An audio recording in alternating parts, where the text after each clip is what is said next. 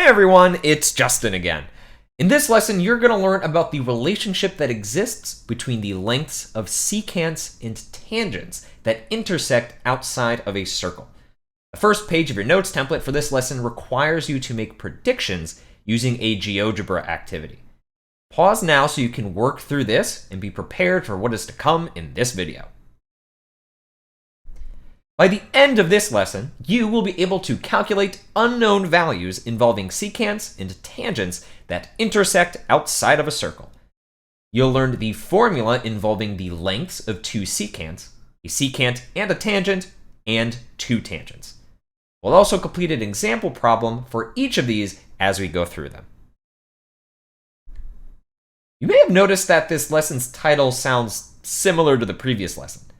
In the previous lesson, you learned about two chords intersecting inside the circle. And to calculate the length of one of the four segments created here, we would use a formula that multiplies the parts of the first chord together and equals that to the product of the parts of the second chord. But in this lesson, you're going to be learning about segments intersecting outside of the circle. These would either be two secants, two tangents, or one of each. And maybe you already have a good idea of what this relationship looks like from completing the first page of your notes template a moment ago. First, let's look at what happens when we have two secants. The secants intersect each other outside of the circle.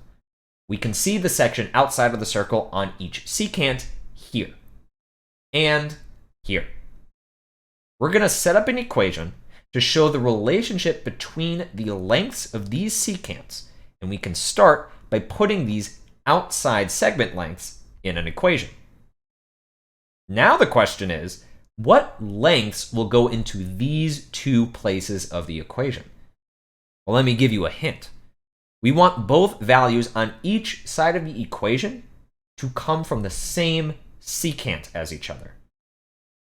So were you able to figure out what values would go in these two places when you worked through the first page of the notes template? That's right.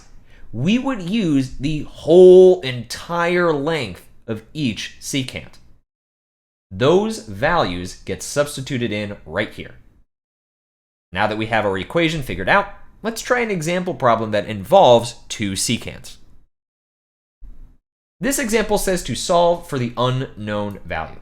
We are given 5 units for this length outside of the circle, 4 units outside the circle here, x plus 1.2 units for this segment inside the circle, and x plus 5 units for this segment inside the circle. Can any of those values or expressions get substituted directly into our formula? The numbers that represent the portion outside the circle can. But what about the expressions that represent the whole entire length of each secant? Do you have any idea of how we can get expressions for those? For this secant's entire length, we just need to add 5 and x plus 1.2 together. So what does that simplify to? Well,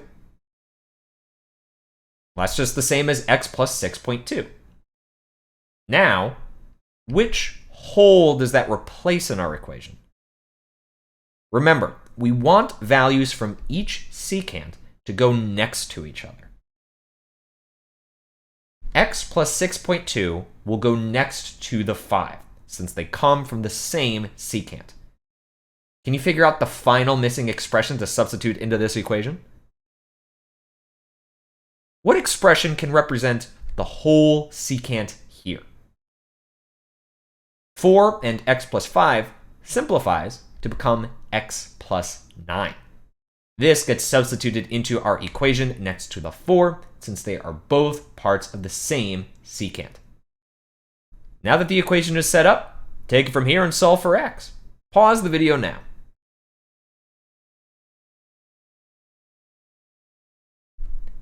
Did you get that x equals 5 units? If not, that's fine. Go ahead and compare your work to this to figure out where you went wrong. The next combination of two segments intersecting outside the circle is a secant and a tangent. And here's an example of what that might look like. The great thing is that we could still use the same formula that we were just working with. And for the secant, it's the exact same thing that you were just practicing. The section outside of the circle gets multiplied by the whole length of the secant. Next, let's look at the part of the equation that is for the tangent. What part of this tangent would you consider to be outside of the circle? That seems like a strange question, and you're thinking, what do you mean? Is it all of it outside the circle? You're absolutely right. The part of the tangent outside the circle and the whole tangent are the same thing. This means that you're going to substitute the same value into the equation twice. Now that you have this background information, can you solve this? Give it a try now. Pause the video here. Let's start with the secant. We know the length outside of the circle is 4 units. And the whole length is... Wait, what is the whole length? Adding the section outside the circle and inside the circle gives us x plus 10 as the whole length. Now that we're finished working with the secant, let's work with the tangent. 8 units is the length outside the circle. And what about the length of the whole tangent? That's right, it is also 8 units. Now, if you didn't get to this point on your own earlier and need time to solve this, pause the video here so you can catch up. Did you get that x equals 6 units? If not, compare your work to this and figure out where you went wrong. The next combination of two segments intersecting outside the circle is two tangents. Using the same formula as before, we would have one side of the equation represent one of the tangents and the other side represent the other tangent. We also learned that the section outside the circle and the whole tangent length will match. The same thing is true for this other tangent. The section outside the circle and the entire tangent are the same length, so that value gets substituted into both of these places. Let's see this in action. Can you solve for the unknown value here? Pause the video now and complete this problem by yourself.